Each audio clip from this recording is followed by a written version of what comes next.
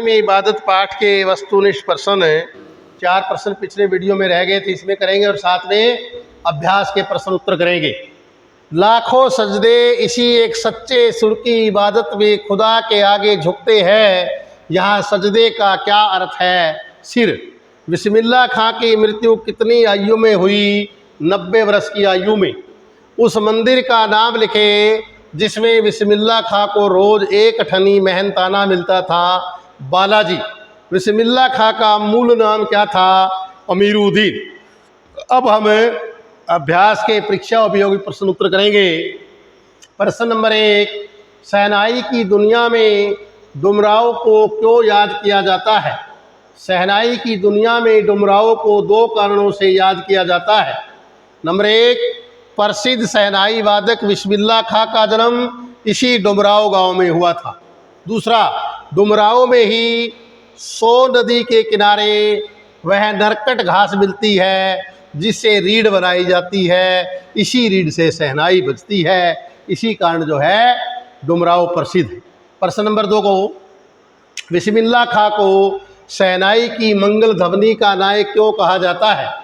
सभी मांगलिक अवसरों पर, एक अच्छे अवसरों पर शहनाई बजाई जाती है। भारत में जितने भी शहनाई वादक हुए हैं उनमें बिस्मिल्लाह खां का नाम सबसे ऊपर है। उनसे बढ़कर सुरीला शहनाई वादक और कोई नहीं हुआ, इसलिए उन्हें शहनाई की मंगल ध्वनि का नायक कहा जाता है। नेक्स्ट प्रश्न करेंगे हम। प्रश्न नंबर 3, सुशीर वाद्यों से क्या तात्पर्य है? शहनाई को सुशीर वाद्यों में शाह की उपाधि क्यों दी गई होगी? सुशीर वाद्यों से अभिप्राय है सुराख वाले वाद्य जिन्हें फूंक मारकर बजाया जाता है। ऐसे सभी सुराख वाले वाद्यों में शहनाई सबसे अधिक सुरीली होती है, इसलिए उसे शाह-ए-नई अर्थात सुशीर वाद्यों में शाह की उपाधि दी गई है। प्रश्न नंबर 4, काशी में हो रहे कौन से परिवर्तन बिस्मिल्लाह खां को व्यथित करते थे? काशी में हो रहे निम्नलिखित परिवर्तन बिस्मिल्लाह खां को व्यथित करते थे। नंबर 1, काशी के पक्का महाल से मलाई बर्फ़ चला गया। दूसरा, नहीं वहाँ अब देसी घी की कचौड़ी जलेबी है, ना ही वहाँ के लोगों में संगीत के लिए गायकों के मन में आदर भाव रह गया है। ये सभी कारण बिस्मिल्लाह खां को व्यथित करते थे। प्रश्न नंबर 5, बिस्मिल्लाह खां मिली जुली संस्कृति के प्रतीक थे।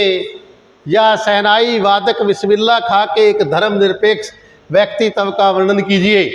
बिस्मिल्लाह खां एक सच्चे मुसलमान थे, वे मिली जुली संस्कृति के प्रतीक थे। वे गंगा किनारे बालाजी के मंदिर में, काशी के विश्वनाथ मंदिर में शहनाई बजाते थे।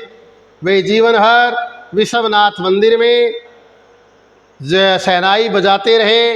इसी प्रकार वे मुहर्रम के दिनों में 8वीं तारीख को खड़े होकर शहनाई बजाते थे। वे दोनों में कोई अंतर नहीं करते थे। अगला प्रश्न नंबर 6, लास्ट, वे वास्तविक अर्थों में एक सच्चे इंसान थे, कैसे? बिस्मिल्लाह खां वास्तव में एक सच्चे इंसान थे। वे हिंदू मुसलमान दोनों को समान दृष्टि से देखते थे। वे जिस श्रद्धा और आदर के साथ मंदिर में शहनाई बजाते थे, उसी आदर भावना के साथ मुहर्रम में बजाते थे। उसी आदर भावना के साथ मुहर्रम में नोहा बजाते थे। वे मिली जुली संस्कृति के प्रतीक थे। उन्होंने खुदा से कभी भी धन दौलत नहीं मांगी, वे तो सच्चे सुर की मांग करते थे।